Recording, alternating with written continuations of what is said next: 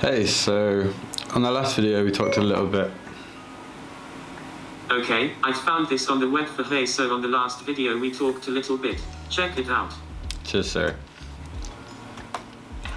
So on the last video we talked a little bit about recording music and some of the best things to do when you come into the studio.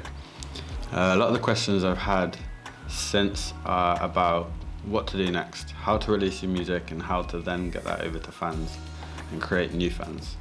So on this video I'm going to cover a couple of things that you can do online, a couple of things that you can get ready pre-release to make sure that it goes as effectively as possible.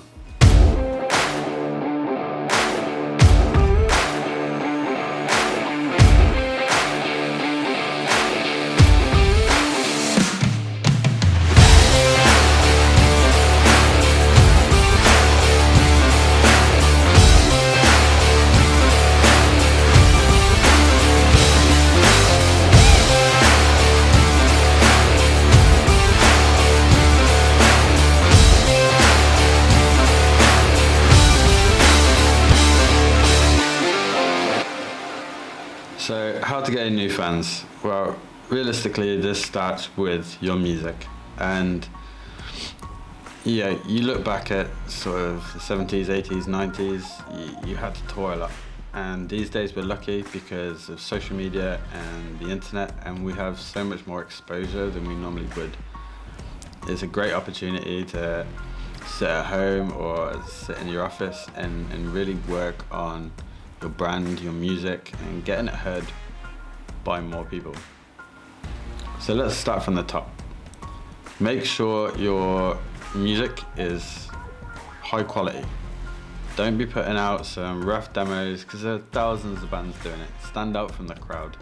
If it means that you've got to save up a bit more money for a couple more months just to make sure that you get the studio that you want, then do it, because in the long run it's worth it. And once that music's out there, it's hard to take it back out. So make sure the product that you're putting out is one that represents you and one that you guys are proud of. Make sure you're also working with a producer and an engineer and even a mastering and mixing engineer that suits you, that fits your vision and your sound that you want. There's no point, if you're in a rock band, going to a jazz guy that had a big Grammy back in the 80s. Yeah, 9 times out of 10 you'll find it's not a good fit. Go to someone who understands your music, understands your vision, where you guys are now and where you want to be, and have that vision in mind as a team. Again, standing out from the crowd. Don't come up with a formula that's just A, B, C and everyone's doing it. Figure out who you are and what you are and work with that. It's not about reinventing the wheel, but it's about doing what you do and doing it really well. And that's what makes the difference. Now, say you've come out of the studio and you've got your EP. You've got a 5-track EP or a 10, 11-track album, whatever it may be. You then, before you even think about releasing it, you want to make sure that you have all the correct files. Pick your singles, and the singles are really, really important. It doesn't always have to be 3.5 minute pop songs. That's not what everybody's asking for. But making sure that the single is suitable for your release and it showcases who you guys are and what you're trying to achieve and the sound that you're going for. Also think, what are people going to remember? What are the ones that people are going to enjoy the most or go away singing or go away telling their friends about? Because that's what's important. The other thing to bear in mind is if you're putting your single towards radio, then you are going to have to think about time limits or doing maybe radio edits, which are quite common and I get asked to do quite a lot. Taking a 5-minute song and cutting it down to 4 minutes, or taking a song at 4 minutes, chopping it down to 3 minutes 30. Yeah, it's quite a common thing, and it's nothing you should be ashamed of doing. I feel like there's a bit of stigma against it, but it's completely normal. If that is the difference between your song making the radio and your song not making the radio, then do it. It's worth a gamble.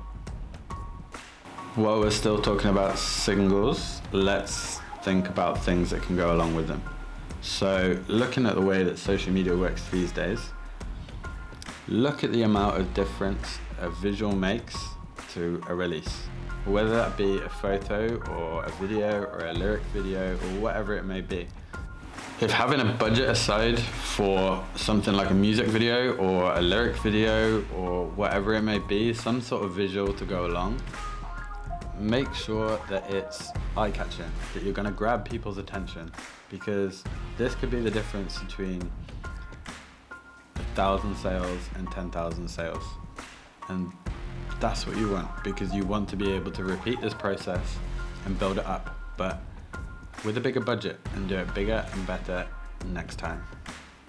It's also things like these that people are going to see first on your socials. Chances are they're not going to stumble across your Spotify or iTunes or whatever.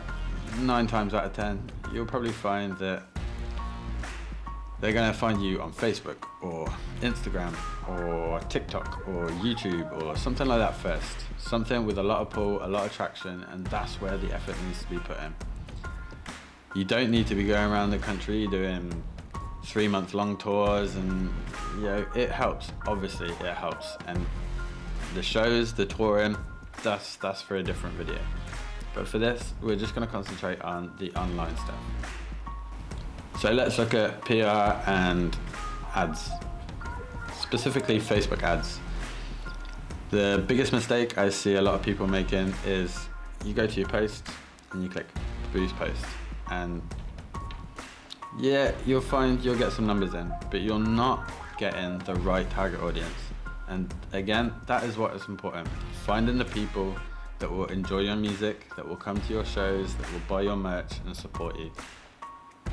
So looking more in depth at things like Facebook Business Manager and going through that route and being able to create a custom audience with specific locations that will help you gain traction in the cities that you are going to tour in, that you are going to go do shows in, and building up fans that actually enjoy your music rather than having bots and people scrolling through just liking and whatever, because there's a lot of them, and that's not going to make this sustainable for you.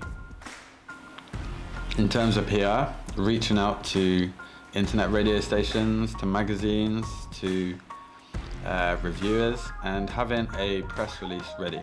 So once your track is done, you have a document together that will tell these people who you are as a band, what your release is about, what you're trying to get out of the release, and make it as easy as possible for them. Attach your high PNG res logos. Make sure you've got press photos ready of the band, individuals, any artwork that goes along with the release, links to your videos and your social media, and make sure you have your contact details on there, email addresses, phone numbers. Make sure it's as easy as possible for them to follow up and get in contact with you, because the amount of times that I've seen guys that send these things in and there's no names, there's no contact details. How do people get in contact with you? Make sure it's as easy for them as it can be. Excuse me. So when you're looking at the content to make, bear in mind each social media platform is different. You look at TikTok and YouTube, although they're getting closer together, TikTok is very short. It wants 15, 30-second clips, and that's it. You're not going to be releasing full behind-the-scenes documentaries and the making of and the history of and so on and so forth. Show the audience things that are interesting, things that they aren't going to see or particularly know about, and they might not even have any ideas of how it works. Make sure it's interesting and share the experience you guys go through with creating your music, and it helps them feel closer to you as people.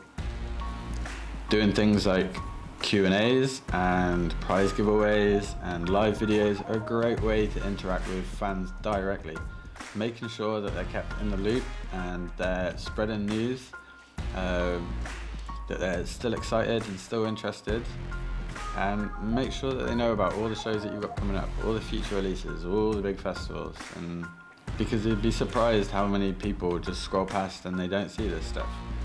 Interact with the fans and make them feel special. Give them the content that they want, and it's gonna take a little bit of trial and error. It's gonna take a while to figure out what people enjoy from you guys. So, if you're putting out a single, try an acoustic version. Do a strip back in your rehearsal room. Again, make sure it's as high as quality as you can get, but do an acoustic version, something different, a B-side, or do some Q&As.